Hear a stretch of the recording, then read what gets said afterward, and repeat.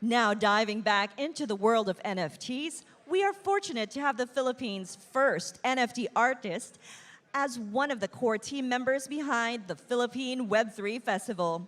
We are super proud to have Luis Buenaventura, better known as Crypto Pop in the NFT scene, lead a conversation on how Filipino NFT creators are tapping into global audiences.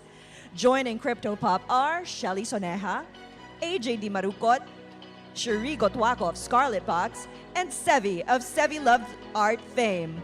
Sevi will join us briefly to say hi, but like many great artists, he is a little bit shy, so his mom, April Agregado, will remain on stage to respond on his behalf. Okay, good afternoon, everyone. We still say GM even though it's the afternoon. My name is Luis. Again, I'm the country manager of YGG Pilipinas. We're going to kind of change it up a little bit for this panel. I've long believed that NFT art opens up opportunities for just about everyone, especially here in the Philippines. And what we have here is a panel of, honestly, the most interesting people in the space. So what we're going to do is we're going to ask a couple of questions to each of them. But we're going to start with Sevi just because he's clearly the coolest kid here. I'm going to say, hey, Sevi, how are you doing? How old are you now, Sevi? I mean 10 years old. He's 10 years old. So Sevi is 10 years old. And when Sevi first started in NFT art, his mom had an eagle painting of Sevi that they wanted to turn into an NFT with me. And we were kind of working together in collaboration. Hey, Sevi, that's your favorite NFT, right? The eagle one, the one that we did together? Yes. Okay. Okay, sorry, we have some questions for you, Sevi. How did you, what is your first NFT art piece that you created? The first one. That coil painting. Okay, so his very first painting was a koi painting. It was done oil on canvas, yes, correct? And you know, honestly, so I'm very humbled by Sevi's work because he's already got more control at age, I guess that was age 9 when he did it, or age 8? Oh, 6. Okay, that makes me feel really bad. So Sevi was 6 years old when he made this koi painting. He already had more control over the medium that I had at possibly 36. So that was very humbling for me to see this work. Last question for Sevi. This one's a planted question. What would you say is your greatest achievement in art so far? My greatest achievement is sharing my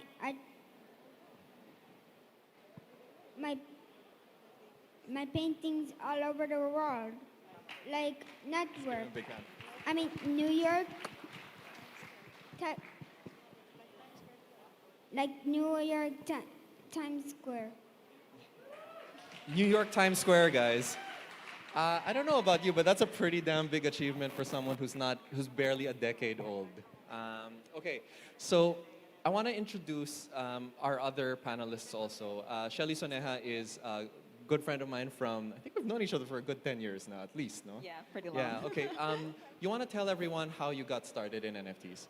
Okay, so I actually started with NFTs in 2018. It wasn't crypto art. It was actually through work. I was doing art for blockchain games and you know, NFT games. And so it was Gabby, because he was my boss at that time. And he was the one who introduced me to the world of cryptocurrency. And then I learned about CryptoKitties. And I learned about digital scarcity. And the whole thing just blew my mind. And then it was in 2020 when I started minting my own crypto art. Yeah. Did you, you actually quit your day job, didn't you? Yes, I did. So last year. You're no longer working for Gabby. Yes. Okay, all right. Cool. Cherie Gotwako, please tell us about Scarlet Box and what you guys are doing over there. All right. You know, blue chip art historically has appreciated over the centuries, and it will continue to do so. And I'm talking about real life blue chip art by a lot of masters and artists. And blue chip real life art is very rare and it's very few in the NFT space for a few reasons. One, that kind of level of artists, there's not that many of them. Also, many of them, some have passed away. Some, that are living do not understand NFTs. And for those that are living, it may be a lot of risk, to get into NFTs because they have a lifetime work of achievement. So one thing we realized was that it takes skill, execution, and being able to know how to talk to them. So that's what we do with Scarlet Box. We onboard blue chip artists, and we create beautiful one-of-ones through collaborations so that these arts that are normally inaccessible and unaffordable to many, sometimes they cost millions of dollars, no? That's hundreds of millions of pesos, will now be available to more people. And most important, we're able to bridge the generations through arts and culture. Because a lot of the younger generations will not be able to know the legacy and the works of these artists because they are in galleries or in museums and in collectors' homes, so not available to most people. So that's what we would like to do. Here's a question for April, Sevi's mom.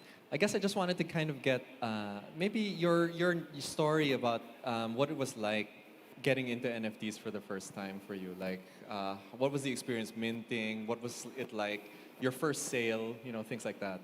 Well, when we started out, it was very. I was a little anxious because obviously, Sevi was very young. He was only 8 when we entered the space in March of 2021. And there weren't a whole lot of kids in the space. We I don't came think there were any across- kids. There were. You'd be surprised. There were kids. Nyla of Nyla Collection. She is the Times first artist in residence. She's 13 years old.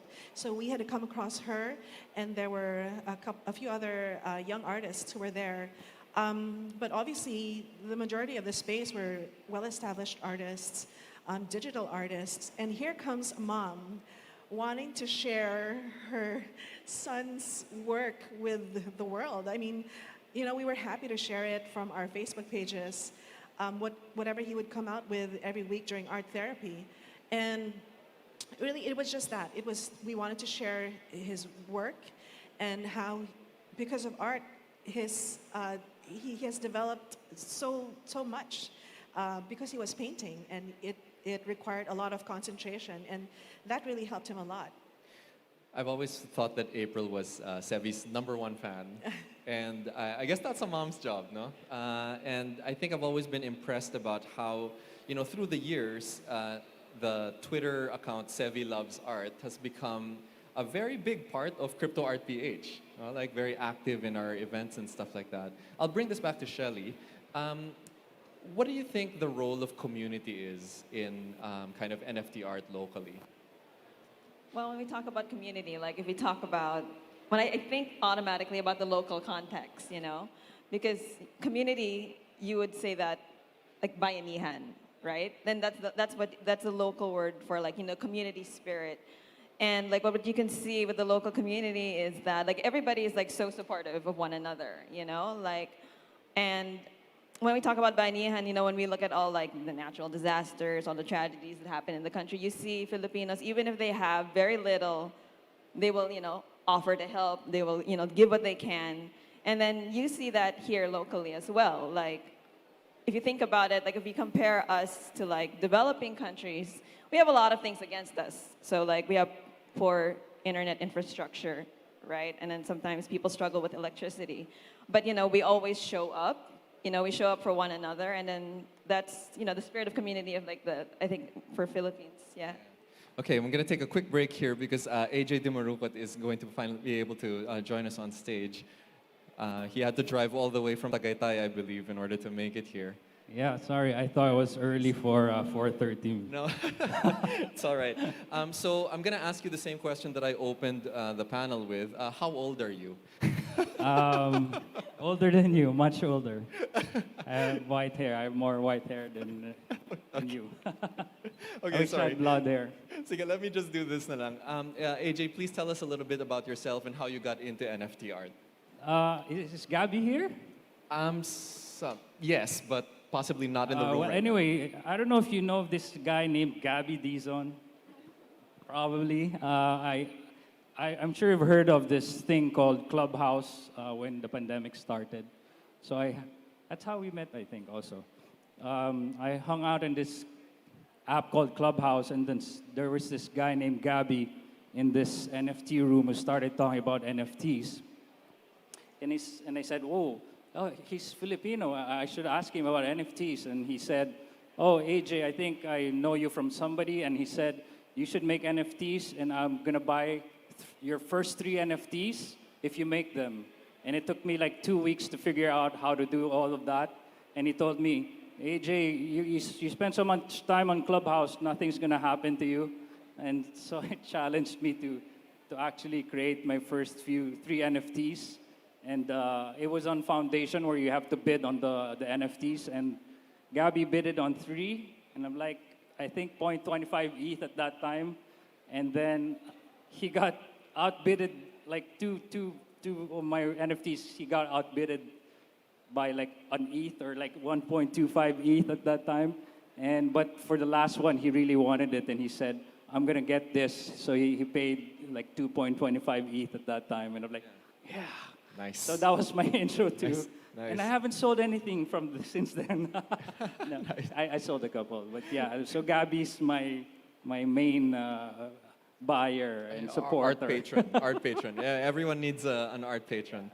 Sherry, actually, this is an interesting point. So AJ was just saying about how it took him about 2 weeks to kind of figure out that process for himself. No, I imagine with Scarlet Box, one of your goals is so that the artists don't really have to think about that process anymore. No? Like, how do you onboard artists in Scarlet Box? Like, what's that experience like?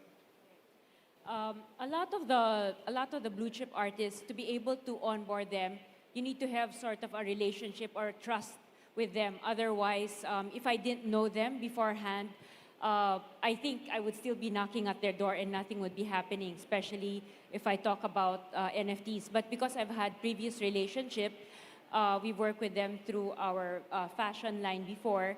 So I was able to build credibility and relationship. So when I discussed it with them and what it is and what it could do and how their legacy can be known by the younger generations and be appreciated and their story and their works. And the nice thing about NFTs, you can make it very immersive. There's music, there's animation, there can be spoken word. So the story that you have can be told better. And we put them into the digital frames, which I showed them, so that people can display it in their homes or in their offices. So things like that, there's a physical aspect, so something like that also makes it easier for them to understand. Shelly, tell us about some of the projects that you're working on right now. So I'm an art director for this PFP collection project called Degenerates. So it's like 10,000... DJ Enerates. Yeah, huh? That's how you spell it. DJ Enerates. So it's, based on nightlife, clubbing, DJs. So it was a sold-out collection, and then it evolved into this talent launch pad. So recently we had this contest. It's an international DJ contest where the winner, so you have to buy a DJ to join. So the winner gets flown off to Amnesia, Ibiza to perform. So yeah, so we had that contest and it concluded. And then, that's something that my partner, Hipworth, the founder, is continuing to push forward with it. And yeah, so I also created portraits of big name, iconic DJs like Carl Cox, Paul Van Dyke, Ben Benassi. Nice. Yeah. Nice. And Okay, so I guess this is the question that I want to kind of bring to everyone now. And this one's it's usually the question that people ask in panels like this. How does the average artist get started in NFTs? Because this title is all about global audience. Now, I think one of the reasons why NFT art is so attractive to Filipinos is because Filipinos don't really have reach normally because we're kind of very limited by our own geography. Like if you live in Cebu, you often have a hard time even just marketing to Manila. So if you live in Manila, you have a hard time marketing to the other cities in the world.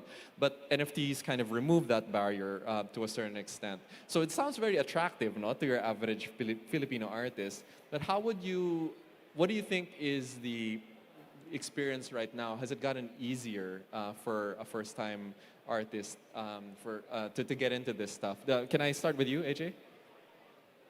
So the question, is it easier with NFTs? Yeah, has it become easier? Yes and no, because NFTs just adds another, like, because there's the internet, right? Like, which really helped, at least me personally in my own career, being able to work with global brands outside the Philippines, in countries that I've never been in. But NFTs just adds like exponentially another level to the internet essentially. But the no part is really it's just so hard to figure out the wallets and all that initially for an artist or a non-tech person. But like I said earlier, 2 weeks, like I couldn't put my mind around figuring it out, but I just did it, ask some people. If there aren't a lot of people who will help you out or other artists who are patient enough to help out and, like figure out like what the wallets are, I think it's a bit hard. Like with First Mint Fund, where we were supporting artists to mint their first ever NFT here in the Philippines, it took us about 4 hours to mint the works of 14 people. And that was all over. That was all on Discord. So it's yes, but it's still a bit difficult, I think. So you would say it's a little bit early, in other words. It's early. Yeah. Yeah. April, do you have any thoughts on this? Well, certainly Twitter, the Twitterverse is a lot bigger than my personal Facebook. But I do believe that because of NFTs, it's much easier to share art. Yes, you kind of have to work with the algorithm or against the algorithm, but if you find your community and your 1,000 people to help you get your work out there, you have your patrons, and their reach, it gets spread more easily. So in that sense, it is easier, but you do have to put the work in to share your story, share your art, show up every day, notwithstanding what's happening in your real life, right? So that's part of it. And thanks to people like First Mint Fund, who helps artists with their first mint, and even collectors and the community members that we were reaching out to. I was DMing Colin and Gabby. Am I doing this the right way? I mean, imagine DMing them, like, is this the right wallet to ask, to use? And they're helpful that way. So it's definitely about finding your tribe, your community, who will help you share your work. You have small groups on Twitter or on Discord, and they say, oh, pa-tweet naman, pa-retweet naman, pa-like, pa-share. So that's part of it. So that really helps a lot. Okay. Sherry? Right. It's actually, your question is timely because we had the minting and marketing session last night, a side event for which together with First Mint Fund also and Web3 Fest on how new artists will be onboarded. And our panel last night said a few interesting things. One is try to make sure that your art is unique so that it just doesn't look like whatever's in the, out there, so that you stand out. Also, like what April said, second they said is look for a community that you belong to. Let's say for Philippines, it can be Crypto Art PH, Filipinas NFT, and many other groups. So there's different kinds of vibes, but very, very inclusive. So, so what community you belong to and which platform you'd like to use. They recommended Rarible. They also recommended OpenSea last night. And they also discussed about what chain. So they said Ethereum, Tezos, and Near for the Filipinos. No, a lot I of the noticed Filipinos. Solana isn't one of the choices anymore, but okay. These are maybe that's a fourth. Yeah. So those were the things that they mentioned, and some of them recounted that by selling NFTs let's say if it's an international buyer or someone who's paying in dollars, it's much higher than if they were to sell it just locally. So that's the experience of some of them. Shelly? Yeah, so one thing about like when I first started, hello? Yeah, okay. So when I first started, so the community was like really small, right? So I was lucky that I had like Gabby teach me the ropes. But I think now it's a bit easier, I think, for people to find resources because like what April mentioned, it's all about the community. So you have to tap into those communities. And then I think there's so many people who are willing to help and guide. But there really is still that friction, right, with like people who are really not familiar with tech and to still wrap their head around the technology. And because I think even like last night I was talking to two musicians who wanted to get into NFTs, you know, and then I was really trying to explain to them like how it works, you know. They kind of get it, but then, you know, it has to be like a really like a little more in-depth session for them to wrap their heads around it, you know, like especially for people who have no idea, like, you know, about the tech or are not tech savvy at all. Yeah. All right. So we've only got 1 minute left, so I guess I'll just do a quick one here. Where can people find you online? Where can people follow you? And also, shill one project that is not your project. Okay, you've got 15 seconds to think about this. Can I start with you, AJ? I guess you can find me on firstmintfund.com. I think, yeah, firstmintfund.com. If you are an artist or designer in the Philippines or Southeast Asia and you just want to try minting your first NFT, we'll give you funds for your first NFT mint. And shilling, I would definitely shill the people that we've supported. So technically, it's not my project, Sure. but they've been supported by First Mint Fund. Sevi here, whose art is amazing, and along with a lot of the other artists that we've supported. So check out our website, firstmintfund.com, or find us on Twitter, and you'll find a lot of first minters who haven't sold their first NFTs yet. Nice. So Yeah. make someone happy, buy their NFTs. Thank you. Thank you. April? Yes, Sevi's account is Sevi Loves Art on Twitter. Sevi's the artist, and I am the momager, so I am his voice on all his social media accounts.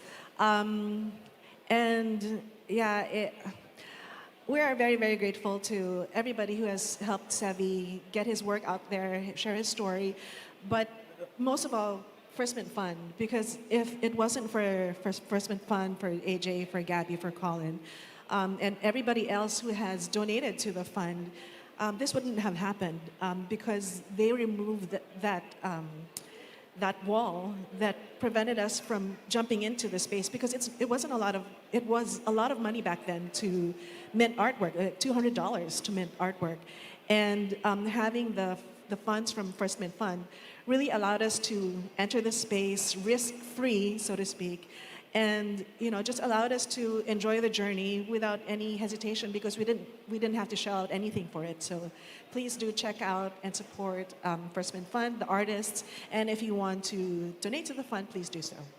Awesome. Sherry? Right. You can check out Scarlet Box IO on Twitter. I'm usually, I man that, but I'm also at Sherry Gotuaco at Twitter, and I'd like to shill all the artists. Please support them, whether Filipinos and others, especially newcomers. Also, my panelists, they're all talented artists: AJ, Sevi, and Shelly, and Luis. Because when you support artists, you create that ecosystem. You let them improve on their craft, and sometimes the art that you buy appreciates. And right now, contemporary art has really outstripped its 13.5% annual increase versus S&P and all the other indexes. So there you go.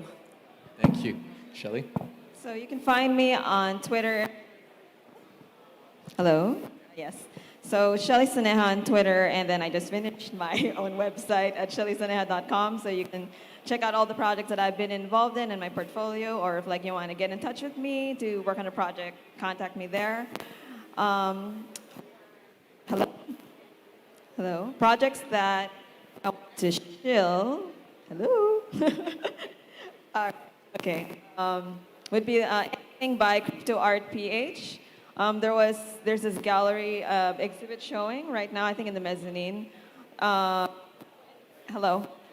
Anything that they produce, I would encourage people to support. There's up and talent, like amazing artwork, they give people, Filipino artists like their big break, I mean, I'm of the opinion that if you support Filipino artists, the money will go to a good place.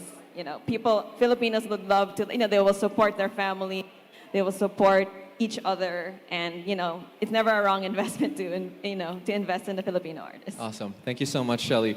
Guys, the Galleria Paloma NFT art exhibit is ongoing downstairs in the mezzanine level. As you come up from the escalators from the ground level, you'll see it immediately. It's on all 3 days of this festival. Please do check it out, and please give our panel a big round of applause. Thank you so much. Thank you so much, Luis Buenaventura, April and Sevi Agregado, Shelly Soneja, AGT Marupot, and Sherry Gotuaco.